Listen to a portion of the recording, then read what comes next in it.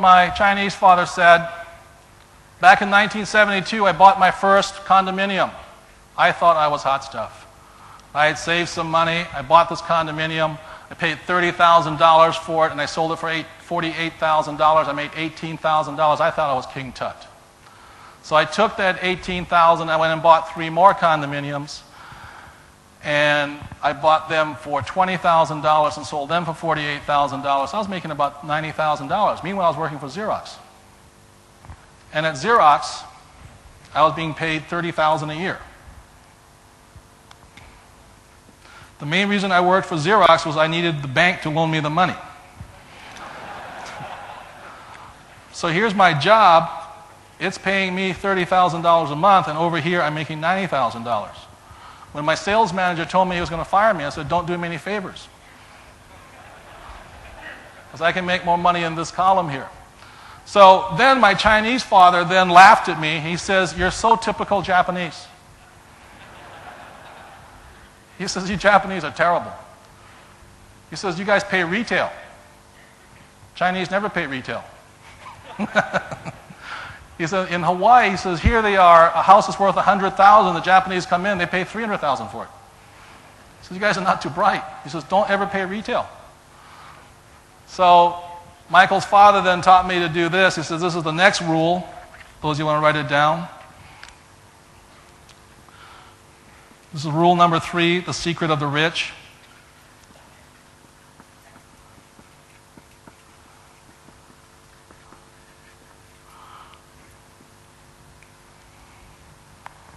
Create investments.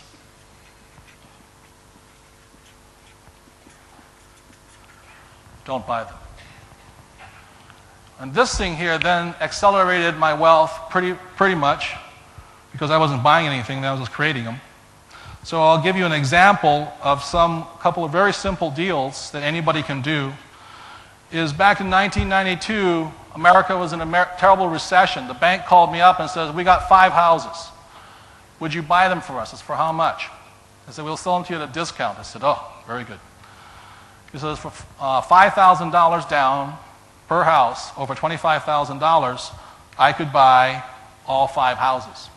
So this is the way it worked. I bought a house for $30,000. Deep discount because it was in what they call foreclosure. Somebody didn't pay the mortgage on them.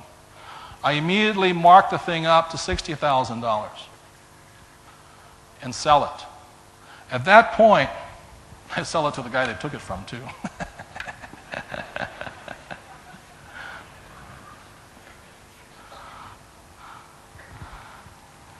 So I'll show you something here. Where was that 30,000 created? It was created in the asset column. Now the big distinction here is this. How long would it take you to save $30,000? Would take a while, wouldn't it? And the reason for that is if you have a job, your income comes in here, what's the first line item expense on expenses? Taxes. In America, they're very high. So by the time somebody's trying to get $30,000 in here, these are called retained earnings or after-tax dollars. That's why most Americans can't make it, and our banks keep telling them, save money. They can't save money because they got too many expensive and too much doodah around here. They can't make it. So I created $30,000 times 5, or $150,000 in here. And what I created then was a thing called a note. And $150,000, I then take 10% interest on. I don't want them to pay that thing off. Because what it's driving annually up here is $15,000 a year into my income column for 30 years. So that's how it was created. It's very simple. It took me about 2 hours to do the whole transaction. I forget what the number comes out to. It's approximately $90,000 times 5. So that's what my Chinese father was saying to me. He says, you create investments, you don't buy them. This is simple. Anybody could have done it. The next thing he taught me to do was this. He said, first, before you buy, is you expand the product. And a little while ago, I bought 80 acres of land for $115,000. Very good land, right next to a booming city. On the corner of the land was a little house here. So I sold the house for $150,000 with 4 acres on it. At that point, I divided up the land into approximately four other pieces. Then I sold each piece for $100,000. This was created again, not in the income column, but in the asset column. So at that point, $400,000 was created. Meanwhile, my neighbor, who's my banker, well, not my banker, my international banker, he's going to me, he says, oh my God, I'm still looking for a job. And this is what the whole thing was talking about, was financial aptitude. There's no more job security. When people are screaming for job security, what they're really looking for is financial security today. So the faster I recommend learning it right now is because your future will be more stable.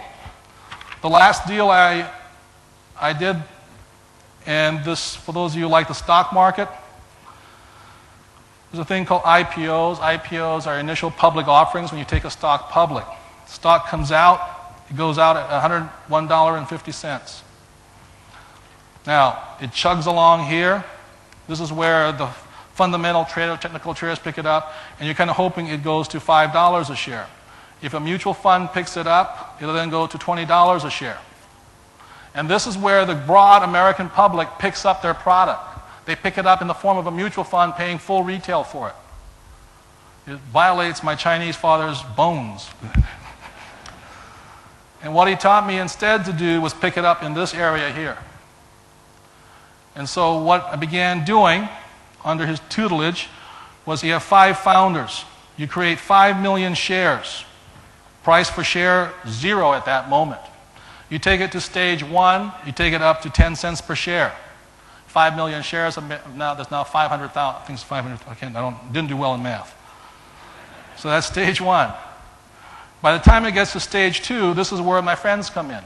I sell it to them for 50 cents a share. Now they line up all day long to pick it up at 50 cents a share because stage 3 is the IPO. And so a person buying 100,000 shares, they're going to make $100,000 in about a month. And this is why the rich get richer. They operate in this arena here.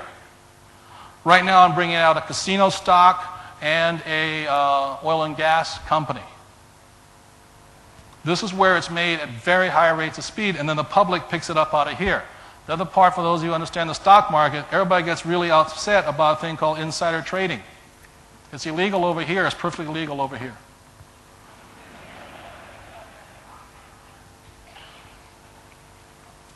Have I made my point? So there's this guy coming next year under the program. It's called Think and Grow Rich. The message I'd like to leave you with today is that if you really want to make money, the best way to do it is between your ears. Think. Don't work hard.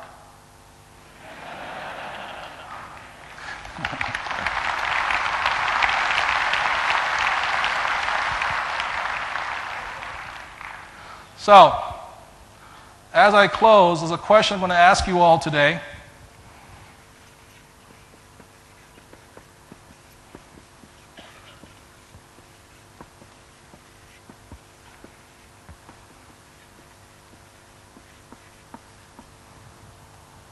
And the last thing I want to say about this IPO here is this.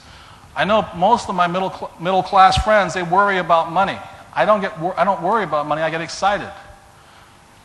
When you're carrying, just look at the numbers, the multiplication, the leverage on this thing.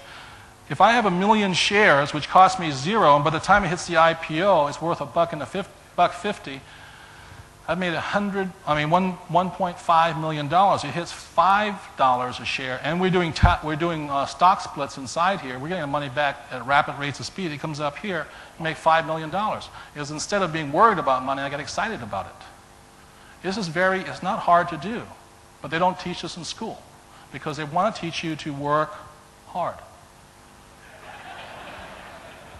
That's why I wrote my book. So this is my question as I close, is what is your winning formula? And what I mean by that is this. My dad, when he was downsized in 1970, his winning formula, being a school teacher, was go to school, study hard, look for a nice, safe, secure job. In America today, we have millions of people being downsized, and the world has changed, but what hasn't changed? What hasn't changed is their winning formula. Their idea, and what a winning formula is each and every one of us has a winning formula. My winning formula was don't do what everybody else is doing. That's part of my winning formula. Some of you out there, your winning formula is be good, do as you're told, take orders. Because that's how you survive. And a winning formula is each and every one of us has a way of thinking that we know we can survive from. That it is our best chance of making a success of ourselves. And unfortunately, here I am.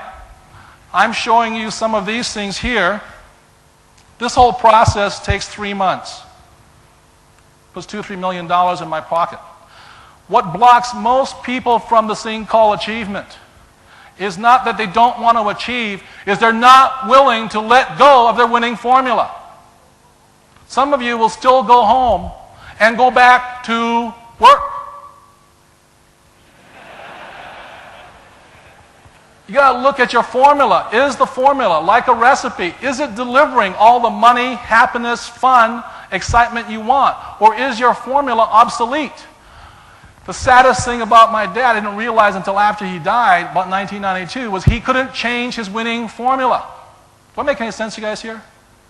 He was just doing what he knew best he could survive on, which was go to school, get a job. That's all he knew. Work hard.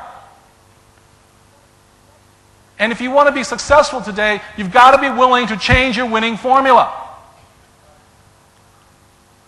Because things are changing rapidly here too, right? And if you hang on to your old winning formula, you ain't going to get there. And so all I'm saying here is this. I'm not saying follow my formula. This is my formula. But some of you going like, oh, I like that. I just showed you how you can make $1 million every other month very easily. But what's going to prevent people from doing that is the winning formula, your winning formula.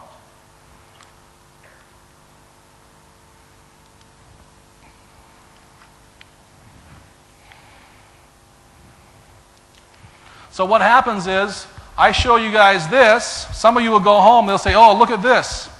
And the reason that upsets me is at that point you'll see it, but you won't do anything about it. I don't care if you do what I do. It's like Brian yesterday, his information, you go, oh, great information, but you don't do anything about it. To be an achiever, you've got to do something. Do that make sense, you guys here? You've got to use it. And what stops people is their winning formula. It's a formula that's obsolete right now. So,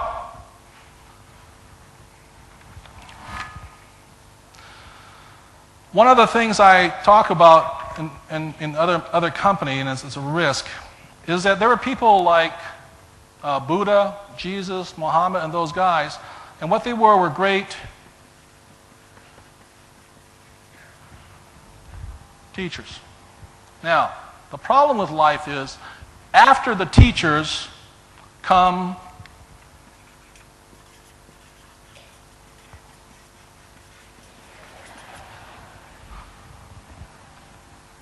they don't do what they're talking about. They tell you what they're talking about. Do that make sense, you guys here? They can't do it. They're like consultants.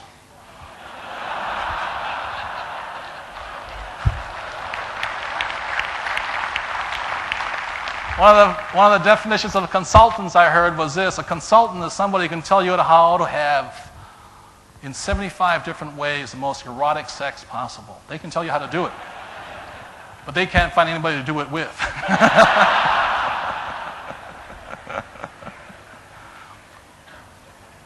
So everything I've told you here is this, is the moment my Chinese dad told me about this formula here, this formula was better than my old formula, buying retail.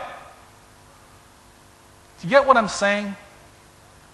I had to let go of an old formula. Now, it doesn't mean I don't use the old formula. It's like an old pair of golf clubs. You sort of keep them around for your friends to use. But I'd rather have the new golf clubs. I want a new formula. And the reason I bring this up today is this. This is the National Achievers Congress. It is not the National Intellectuals Congress. It is a National Achievers Congress. It is not the National Followers Congress. If you go home and do nothing, and you just talk about what you've learned, then you have wasted your time and money. Do you hear what I'm saying? You must take action. Achievers take action. This way, when I learned this stuff, I made lots of mistakes. I lost lots of money. God knows. So please don't be preachers. Become teachers. The future of this country lies in this room right now. And what a teacher does is they lead by example, not by words. And my father hung around with a lot of college professors, and there were lots of words. I hate to say it, I mean, I liked them a lot, but they could tell me how to do something, but they couldn't do it themselves. And that is a demarcation, whether you're an achiever or not. Do you take action? Are you willing to make mistakes?